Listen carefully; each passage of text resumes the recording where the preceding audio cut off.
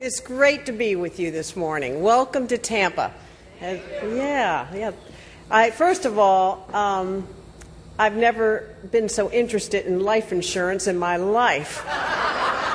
What a great presentation. I can't wait to go home and tell my husband we need more. I'm going to give you a straightforward talk about straightforward leadership. It is something that I think we need more of in this country. Yes, we need it in business, and we need it in politics, in the nonprofit world. I've been in public life for 30 years, and I've observed it all, the good and the bad and everything in between. But we need better leadership. I felt so strongly about it, I wrote a book called Straightforward: Ways to Live and Lead. And I want to share with you my leadership thoughts. Good thing is I'm talking to a room full of leaders. All of you are leaders. You're entrepreneurs, you run your own businesses, you employ people, your employees look to you for guidance and direction every single day. You're likely leaders in your own community. I suspect that all of you do a great deal of volunteer and charitable work. If you have a family, you're a leader within your family. Your children look to you to be a role model. So you are a leader. I mean, you may not think of yourself that way every single day. I mean, you probably don't wake up in the morning and say, hey, I'm a leader, right? That would be weird. I mean, when I was mayor, I did not wake up every morning and say, I'm the mayor, I'm the leader. Now, that big thumbs down from my two teenagers, right, and my husband, that would not have gone over well. That's just not the way we tend to think of ourselves. But the fact is that other people do look at you in that way. They look at you in that capacity. And here's the thing about leadership. When you learn to lead yourself well, you live a better life. When you learn to lead yourself well, then you're in a position where you can lead others effectively. And other people do look to you for leadership. Now, I have found in my life, though, that leadership means that you're a constant work in progress. And the very best leaders want to constantly get better. We all recognize that we have our strengths and our weaknesses. And if you really want to be a great leader, you're constantly working on those weaknesses. I really enjoy being with the young people at UT, the University of Tampa's College of Business. And I guest lecture there on leadership. And I was talking to them last month about how you have to assess your strengths and your weaknesses. And this one young man, he raised his hand and he said, well, Mayor Iorio, how do I know what my weaknesses are? And I thought, wow, he's definitely not married, right? Woo! But later I thought maybe I didn't give him the best answer because the answer is that you have to spend a little time with yourself and you have to be introspective. Really, you have to think about your strengths and your weaknesses in a clear-headed way. If all you see are your strengths, your ego's out of control. If all you see are your weaknesses, you tend to be a bit of a basket case. So you have to be a good balance between the two. You just have to understand yourself and realize that you're a work in progress and that you're going to make mistakes along the way, and that you're going to learn from those mistakes. I've made so many mistakes along the way. I first got elected at age 26 to the Hillsborough County Commission. Of course, I wanted, very eager to do very well. And I can still remember the early lesson I learned. Public hearing, the 7 of us commissioners were up on a dais. Public was speaking up at the podium. And while someone was speaking, one of my fellow commissioners turned to me and said something. I think he said a joke and made a joke, and I laughed, and we started kind of talking back and forth. And, just kibitzing. And afterwards, the woman came up to me, and she said, Commissioner, I am so disappointed in you. I voted for you, and I thought you had real potential. But do you know how rude it is that you're talking while I'm up here? I have to come downtown, pay for parking, speak to my elected commissioners, and you're talking to someone else? I'm really disappointed in you. And I thought, whoa, I had only been in office for about, a month or so. And I thought, she's right. She's right. I really made a mistake. And you know, throughout my ensuing decades, I have that lady to thank because she made me a more respectful person. And never again did I ever make that mistake. And so mistakes are an inevitable part of life, an inevitable part of leadership. But what matters is, do we learn from them? And so I've devised 5 key leadership principles that I think are important. And again, they've come from my 3 decades of observing people in business and in politics and in the nonprofit world. And these are the 5 key principles that I think are so important to straightforward leadership. Number 1, chart a course and bring people along. No one is going to follow someone who hasn't set their own goals. Now, I love the month of January. I like new, fresh beginnings, probably why you're having this conference in January. I like it. I always like to set goals. I don't always set them on New Year's Eve, don't always have it together on New Year's Eve to do that, but sometime in the month of January, I set my goals for myself, personal and professionally. And I can tell you that when I was mayor, I got into office 8-9 years ago, and right out of the box, I said, these are our 5 strategic goals that will guide my years as the mayor. They were very specific. In my second term, I added a 6th one. So I had 6 clearly defined goals and a mission. And I must have given hundreds of speeches as mayor, and I incorporated those goals, at least 1, 2, or 3, or maybe all of them, in my speeches. We constantly communicated our strategic goals. And when I recruited people to work in my administration, it was all about the mission and the goals. And that's how I really got great people to join my administration, because we were very mission-driven. And people who joined my administration knew exactly what we were going to do. Now, you know, if you don't set goals for yourself, someone else will. Someone's going to fill that void. So you have to figure out whether you want to chart your own course in life or whether you're comfortable having someone else fill it. Oh, my goodness, when I was mayor, all the time people would come to me, well-meaning people, for sure.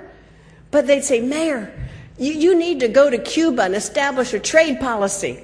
You need to get on the bandwagon for alternative fuels. You need to build a pipeline under the Gulf of Mexico. You need to go to Antarctica. Well, those were people who didn't like me, who wanted me to go to Antarctica. But, you know, I got the drift after a while. People would constantly come, and they had all these great ideas for me. And I'd listen, and I'd say, oh, that's very good. That's very valid. But then I would just politely say, but, you know, I only have so much money and time and staff and energy, and we're going to be devoted to these strategic goals. And I know a lot of folks probably grumbled and left the office and said, she's a stick in the mud. She won't go to Cuba. She won't go here, there. But you know what? At the end of 8 years, we had a lot to show. We had a lot of progress that we could demonstrate because we constantly stuck to our strategic goals. Now, if you don't bring people along, though, then you're leading no one. And I found out how important it was to constantly communicate. And sometimes I wasn't communicating properly, and I could figure that out pretty quickly, too.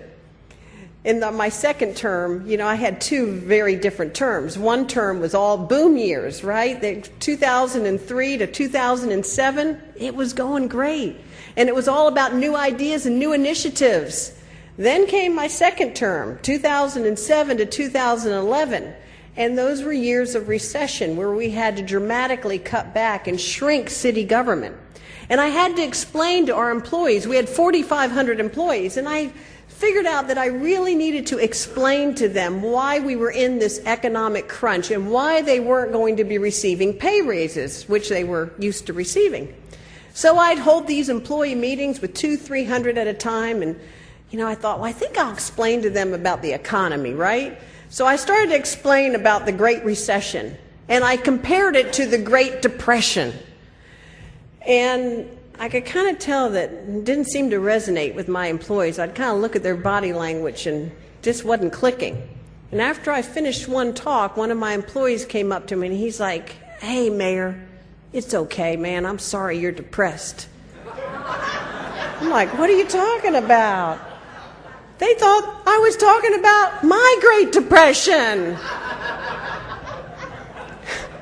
You know? And I realized that comparing our current economic times to some long ago historical event, just because I'm a history buff, didn't mean that my employees connected with the Great Depression. It didn't mean anything to them. And so I had to change the way that I communicate. And I did. You constantly have to evolve your communication. I like this new CFO in Rhode Island. It's a woman who realizes that the Rhode Island pension is going in the wrong direction and is not financially sustainable. So she realizes there has to be changes to the pension system. So what has she done? She's armed herself with charts and graphs, and she has spent 2 years going around talking to state employees and explaining to them that their pension's not financially sustainable. That's a good, straightforward leader, someone who is bringing people along. It's important to bring people along. Now, by nature, entrepreneurs are people who kind of like change and are definitely positive, optimistic people. I mean, this room is filled with upbeat, positive optimism, I can tell. And you really are. It's not just the front row. It's even in the back. I can tell. Give a shout out to the back row there. They're okay too. And but you know, you can tell because that's the nature of entrepreneurship. Entrepreneurs believe tomorrow is better than the day before. I mean, have you ever met a CEO, an entrepreneur who says, I think next year's sales will be flat? Or I think next year will be exactly as the year before. I'm satisfied with that. Of course not. That's just not the way, that's not the DNA of all of you who are entrepreneurs. You think that things are going to be better. But you know, what you bump up against is people who don't like change, right? Because people are basically uncomfortable with change. It goes against their just inner structure. That's why we try to stay married to the same person. We drive the same way to work every day. We give to the same charities every year. We like sameness. But when you're an entrepreneur and you're running a business, it's really all about change. And you have to find a way to bring people along because they're uncomfortable with change. When I was first elected as the supervisor of elections, I used to be the vote counter in Hillsborough County for 10 years. I was a supervisor of elections during the 2000 election with Gore and Bush, if you want to kind of feel sorry for me for a moment. So I was there when the Chads hit the fan. But when they did, you know, when I first became supervisor, and it was a conference such as this in 1993, I attended my first supervisors conference. I must have been full of myself. I can't exactly remember the conference that well, except this one instance. The supervisors were not known as change agents. They liked things exactly the way they were. That's why we had these antiquated punch card ballots, because that was a technology born, you know, IBM in the early 1970s, actually late 60s. So that's how antiquated. And they were pretty much satisfied with the way things were. And I guess I must have come into that conference full of ideas, right? And this one old lady supervisor from the Panhandle of Florida, I think she had been supervisor for like 40 years, and she caught me in the hallway and she said, "Ain't nothing ever gonna change. Don't try." I thought, whoa. I mean, I began to wonder, had I gotten into the right profession? Because I was all about change and optimism and feeling that we could always make things better. But, you know, when I think back on her, the good lesson came from that, and that was I was not credible at the time. I was brand new. And also she taught me a lesson in the fact that people just fundamentally don't like change, and you have to find ways to bring them along.